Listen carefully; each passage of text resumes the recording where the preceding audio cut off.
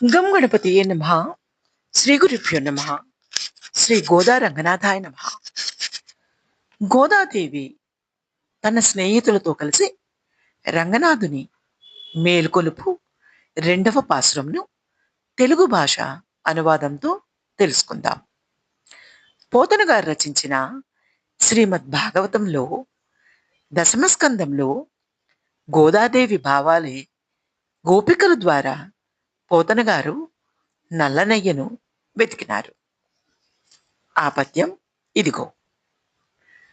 నల్లని వాడు పద్మనయనంబులవాడు కృపారసంబు పై చల్లెడువాడు మౌళి పరిసర్పిత పింఛమువాడు నవ్వురాజిల్లెడు మోమువాడు కడు చెల్వల మానధనంబు తెచ్చెనో మల్లియలార మీ పొదల మాటున లేడు కదమ్మ చెప్పరే. ఇప్పుడు గోదాదేవి రెండవ పాసురం తెలుసుకుందాం.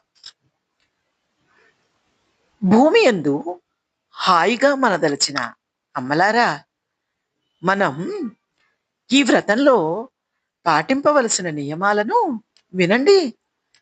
పాలసముద్రంలో ఆదిశేషునిపై పవళించిన పరమాత్ముని శ్రీపాదములను గుర్తిస్తూ వేకువనే స్నానమాడాక పువ్వులను కాటుకను ధరింపక నేతిని పాలను విడిచిపెట్టి చెడు పనులు చేయక యథాశక్తి యోగ్యులకు దాన ధర్మాలు చేస్తూ యాచకులకు బిచ్చం పెడుతూ బతుకు విధానాన్ని మార్చుకుని ఆచరించాలి.